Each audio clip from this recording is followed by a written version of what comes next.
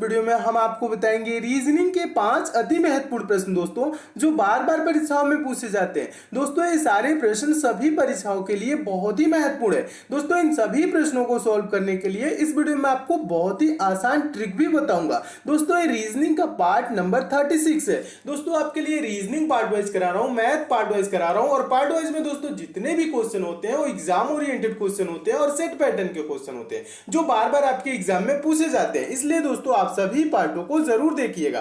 तो आइए दोस्तों देखते हैं पहला प्रश्न। देखिएगा दोस्तों, पहला प्रश्न बहुत ही इंपॉर्टेंट टाइप का क्वेश्चन है और इस टाइप के प्रश्न हमेशा एग्जाम में पूछे जाते हैं। तो कैसे सॉल्व किया जाता है दोस्तों, क्वेश्चन को ध्यान से पढ़िएगा। क्वेश्चन है दोस्तों, एक विशिष्ट कोड भाषा में बैड BAD को 7 लिखा जाता है तथा SAP को 9 लिखा जाता है। इस कोड भाषा में बैन BAN को किस प्रकार लिखा जाएगा। दोस्तों ऐसे क्वेश्चन है तो देखिएगा, सॉल्व करने से पहले आप करेंगे क्या, पहले दोस्तों देखिए यहां पे आपको देखना है ये BAD को 7 कैसे लिखा है, SAP को 9 कैसे लिखा है। जैसे यहां पे दोस्तों 7 लिखा है, जैसे यहां पे 9 लिखा है, उसी प्रकार से हम BAN को भी लिखेंगे। देखिए करना क्या है सॉल्व करने के लिए, देखिए हम कैसे देखेंगे 7 लिखा है, इसको हम करेंगे नंबरिंग। B दोस्तों कितने नंबर पे आता है, तो B 2 नंबर पे आता है। A कितने नंबर पे आता है, तो 1 नंबर पे आता है, यानी कि पहले नंबर पे आता है। और D दोस्तों कितने नंबर पे आता है, तो चौथे नंबर पे आता है। इसको आपस में जोड़िए, 2 1 3 3 1,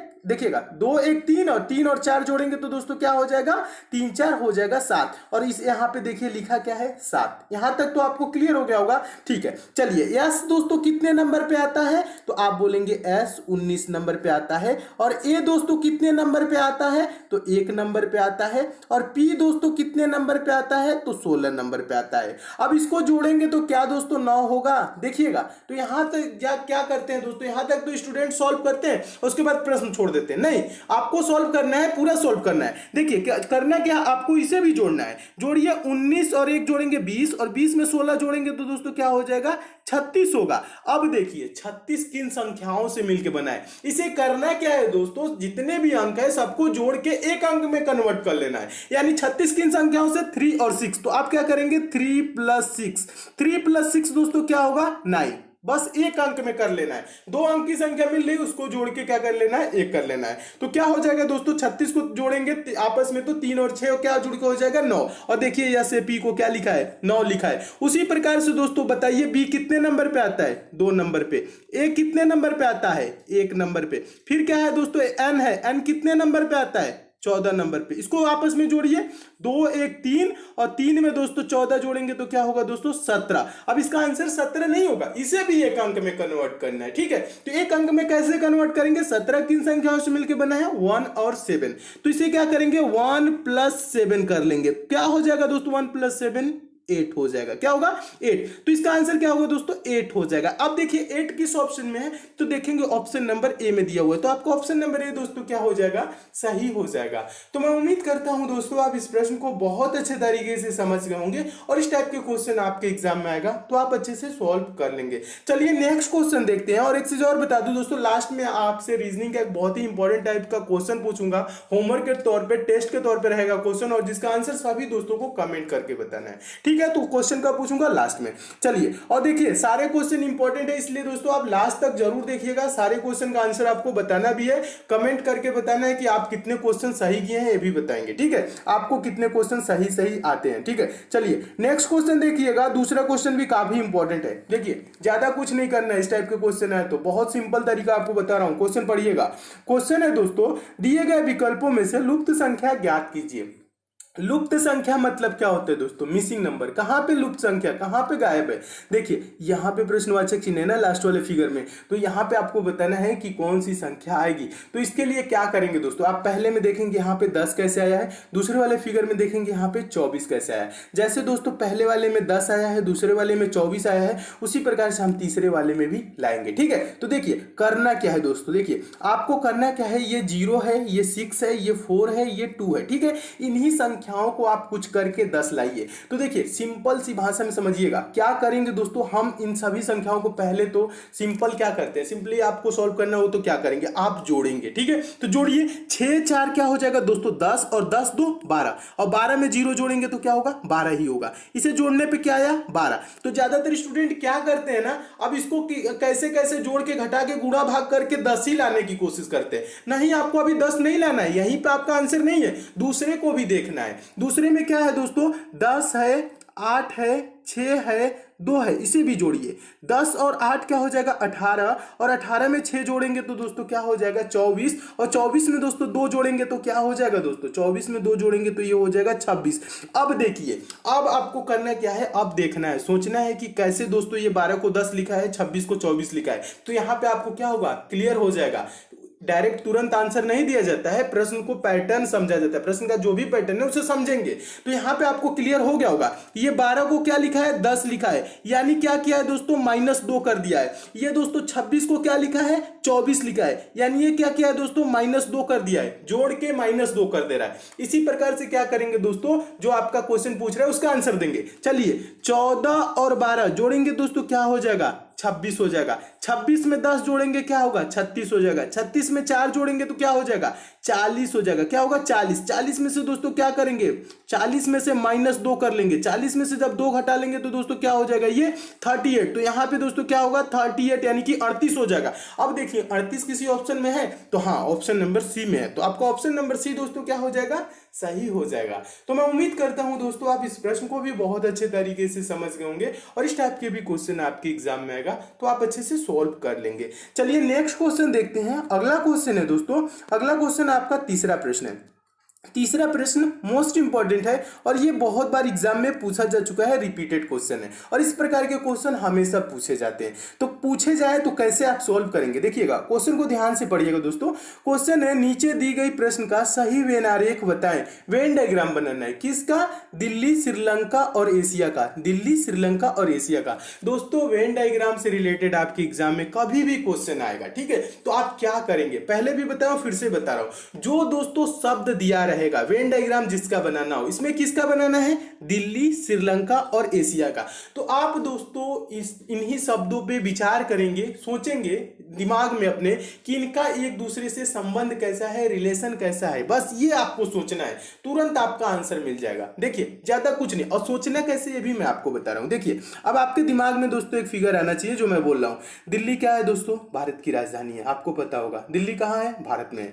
श्रीलंका क्या है दोस्तों, भारत में है या अलग है, श्रीलंका अलग एक देश है। ठीक है, श्रीलंका क्या है, अलग एक देश है। एशिया क्या है दोस्तों, एशिया के अंतर्गत भारत भी आता है, श्रीलंका भी आता है। ठीक है, यानी कि एशिया के अंतर्गत बहुत सारे देश आते हैं। ठीक है, जिसमें क्या है दोस्तों भारत यानी दिल्ली भी है, श्रीलंका भी है। तो अब आपको क्या करना है दोस्तों, देखिएगा अब आपको यहां पे ज्यादा कुछ नहीं करना है, एक सर्कल ड्रा करना है यानी बनाना है दोस्तों किसका, ये हो गया किसका, एशिया का। एशिया में क्या आता है दोस्तों, भारत, और भारत में आता है दिल्ली, यानी दिल्ली भारत की राजधानी है, इसलिए क्या हो जाएगा एशिया के अंतर्गत आ जाएगा दिल्ली, और क्या आ जाएगा श्रीलंका क्या है, एशिया के अंतर्गत ही आता है। तो ये क्या हो जाएगा दोस्तों, ये हो जाएगा श्रीलंका। यानी इसका वेन डायग्राम किस टाइप से बनेगा, इस टाइप से बनेगा। अब देखिए इस टाइप से किस ऑप्शन में दिया हुआ है वेन डायग्राम, तो देखेंगे ऑप्शन नंबर बी में इस टाइप से दिया हुआ है, तो आपका ऑप्शन नंबर बी दोस्तों क्या हो जाएगा, सही हो जाएगा। तो मैं उम्मीद करता हूं दोस्तों आप इस प्रश्न को भी बहुत अच्छे तरीके से समझ गए होंगे और इस टाइप के भी क्वेश्चन आपके एग्जाम में आएगा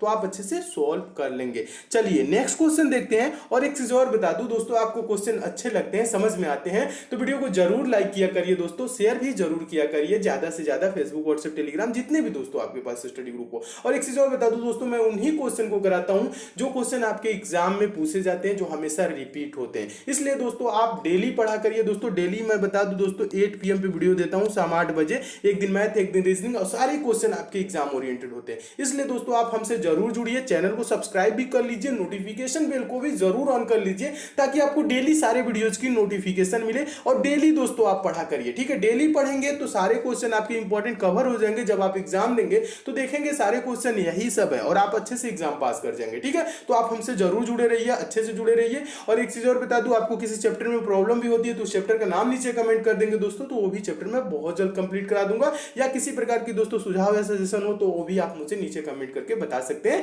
कि मैं किस टाइप से पढ़ाऊं जो आपके लिए बेनिफिट हो। ठीक है, तो ये चीज आपको क्या करना है, कमेंट करके बताना है। चलिए नेक्स्ट क्वेश्चन है दोस्तों, अगला क्वेश्चन है चौथा क्वेश्चन।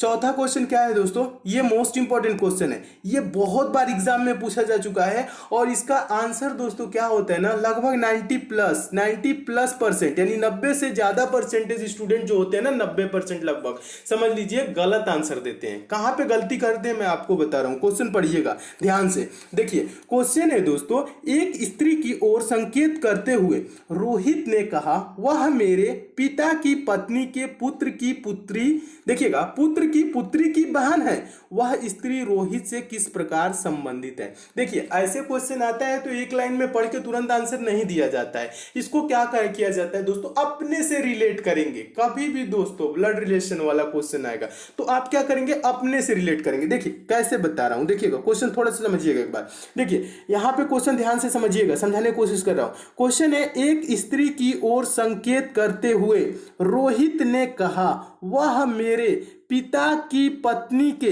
पुत्र की पुत्री की बहन है, वह स्त्री रोहित से किस प्रकार संबंधित है। अब देखिए यहां पे करना क्या है दोस्तों, आप अपने को रखेंगे कहां पे, देखिए एक स्त्री की ओर संकेत करते हुए रोहित ने कहा, मान लीजिए दोस्तों आप रोहित हैं, कह रहे हैं क्या, वह मेरे पिता की, आपके पिता की पत्नी कौन होगी दोस्तों, आप बताइए, आप रोहित हैं, कौन है, आप रोहित हैं, आपके पिता की पत्नी कौन होगी, आपकी मम्मी होंगी। ठीक है, अब मम्मी के पुत्र की, मम्मी के पुत्र कौन होगा ये बताइए, आपके मम्मी का पुत्र कौन होगा, आप होंगे या आपका भाई होगा। अब यहां पे ज्यादातर स्टूडेंट कहां कंफ्यूज हो जाते हैं, मम्मी का पुत्र स्वयं को मान लेते हैं, नहीं मम्मी का पुत्र आपका भाई भी होगा। यहां पे रहता अगर एक शब्द लिखा होता दोस्तों, पिता की पत्नी के एकमात्र पुत्र, जब एकमात्र वर्ड दोस्तों जो जुड़ता है ना वो क्या होता है, इकलौता पुत्र, यानी एक ही पुत्र है और जो पुत्र की पुत्री की बहन होगा वो आपकी पुत्री की बहन होगी, ये चीज यहां पे। लेकिन यहां पे दोस्तों एकमात्र वर्ड नहीं जुड़ा हुआ है, इसलिए क्या होगा दोस्तों, यहां पे आपके पिता की पत्नी यानी आपकी मम्मी के पुत्र कौन होगा दोस्तों, आप हो सकते हैं या आपका भाई। ठीक है, कि पुत्री की बहन, यानी मान लीजिए आप है आपके भाई की पुत्री की दोस्तों बहन क्या लगेगी आपकी, ये चीज यहां पे करना है। वह स्त्री रोहित से किस प्रकार संबंधित है, तो यहां पे क्या करना है दोस्तों, यहां पे जो पुत्री है ना, पुत्री की बहन, जो पुत्री की बहन कह रहा है तो आपके पुत्री की बहन हो सकती है या आपके भाई की पुत्री की बहन हो सकती है। तो यहां पे दोस्तों रिलेशन कैसा होगा रोहित से ये बताना है। ठीक है, तो किस प्रकार का रिलेशन होगा, यानी वो स्त्री जो है यानी कि जो पुत्री की बहन है वो रोहित की क्या लगेगी बताइए। यहाँ पे दो दोस्तों कंडीशन बन रहा है, या तो दोस्तों यहाँ पे रोहित स्वयं होगा तो क्या होगी दोस्तों, पुत्री हो जाएगी, देखिएगा तो पुत्री होगी, और या रोहित का भाई का पुत्री की बहन हो तो क्या होगा दोस्तों, भतीजी होगी। तो इसका आंसर क्या होगा दोस्तों, पुत्री अथवा भतीजी, ऑप्शन नंबर इसका डी सही होगा। मैं उम्मीद कर रहा हूं दोस्तों ये चीज आप समझ रहे होंगे जो मैं समझाने की कोशिश कर रहा हूं। ठीक है, ये काफी इंपॉर्टेंट है। अगर जो दोस्तों यहां रहता एकमात्र पुत्र की पुत्री की बहन, यहां पे रहता एकमात्र वर्ड, तब आंसर क्या होता, ऑप्शन नंबर ए होता। लेकिन यहां पे एकमात्र वर्ड नहीं जुड़ा है, इसलिए क्या आंसर होगा, पुत्री हो सकती है या क्या हो सकती है, भतीजी। भतीजी किसे कहा जाता है दोस्तों, भाई की जो संतान होती है। ठीक है, उसे क्या बोला जाएगा, भाई की जो लड़की होगी उसे क्या बोला जाएगा, भतीजी बोला जाएगा। ठीक है, भतीजा क्या पुत्र होगा तो उसे भतीजा। ठीक है, यहां पे कंफ्यूज नहीं होइएगा। ठीक है, तो इसका आंसर क्या होगा दोस्तों, पुत्री अथवा भतीजी होगा। और ज्यादातर स्टूडेंट क्या करते हैं दोस्तों, यहां पे डायरेक्ट आंसर करते हैं और अपने आप को मान के पुत्री आंसर देके तुरंत आगे बढ़ जाते हैं, जो कि आंसर गलत हो जाता है। ठीक है, इसलिए प्रश्न को थोड़ा सा समझना है। आंसर क्या होगा, पुत्री अथवा भतीजी, ऑप्शन नंबर डी सही होगा। तो मैं उम्मीद करता हूं दोस्तों आप इस प्रश्न को बहुत अच्छे तरीके से समझ गए होंगे और इस टाइप के क्वेश्चन आपके एग्जाम में आएगा तो आप अच्छे से सॉल्व कर लेंगे। चलिए नेक्स्ट क्वेश्चन है दोस्तों, अगला क्वेश्चन है आपका पांचवा प्रश्न। पांचवा प्रश्न भी मोस्ट इंपॉर्टेंट क्वेश्चन है। और क्यों मोस्ट इंपॉर्टेंट क्वेश्चन है, ये भी रिपीटेड क्वेश्चन है, हमेशा ये प्रश्न पूछा जाता है और इस टाइप के हमेशा क्वेश्चन आते हैं। देखिए कैसे सॉल्व करना है, क्वेश्चन समझा रहा हूं, क्वेश्चन को पढ़िएगा दोस्तों। क्वेश्चन है, दिए गए विकल्पों में से संबंधित संख्या को चुनिए। संबंधित संख्या कहने का मतलब है दोस्तों, जिससे दोस्तों 3 का संबंध 30 से है, उसी प्रकार से दोस्तों 7 का संबंध किससे होगा, प्रश्नवाचक चिन्ह पे कौन सी संख्या आएगी ये आपको बताना है। तो देखिए चलिए यहाँ पे करना क्या है, कैसे सॉल्व करना है मैं समझा रहा हूँ। देखिए आप करेंगे क्या दोस्तों, पहले आप देखेंगे 3 को 30 कैसे लिखा है, उसी प्रकार हम 7 को लिखेंगे। अगर जो दोस्तों मैं बोलूँ यहाँ पे 3 गुने 10 कर दे तो 30 हो जाएगा, तो यहाँ पे भी वही करना होगा, 7 गुने 10 70। लेकिन देखिए 70 किसी ऑप्शन में है नहीं है, जब नहीं है तो प्रश्न सॉल्व ऐसे नहीं होगा।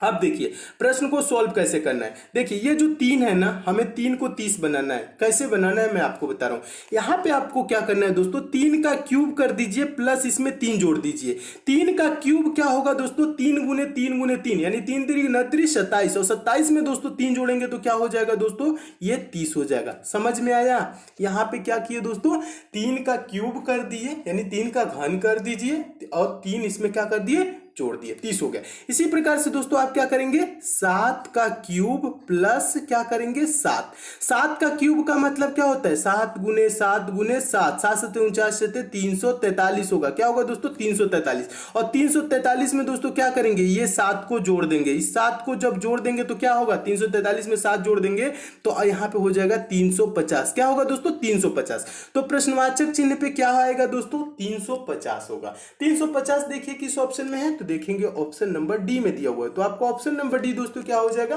सही हो जाएगा। तो मैं उम्मीद करता हूं दोस्तों आप इस प्रश्न को भी बहुत अच्छे तरीके से समझ गए होंगे, और इस टाइप के भी क्वेश्चन आपके एग्जाम में आएगा तो आप अच्छे से सॉल्व कर लेंगे। चलिए नेक्स्ट क्वेश्चन देखते हैं। अगला क्वेश्चन है दोस्तों आपका आज का क्वेश्चन है, होमवर्क का क्वेश्चन है, टेस्ट का क्वेश्चन है। इसका आंसर क्या करना है, सभी दोस्तों को कमेंट करके बताना इसका सही आंसर क्या होगा। जिन दोस्तों को नहीं पता इसका सही आंसर क्या होगा वो क्या करेंगे दोस्तों, रीजनिंग का पार्ट नंबर 35 देख लेंगे। 35 का ये 5वां क्वेश्चन है। पार्ट नंबर 35 में इसको फुल डिटेल में मैं समझाया हूं कि इस टाइप के प्रश्नों को कैसे बिना पेन उठाए और बिना फार्मूले के सॉल्व किया जाता है। पार्ट नंबर 35 आपको मिलेगा कहां से दोस्तों, इसका लिंक यहाँ पे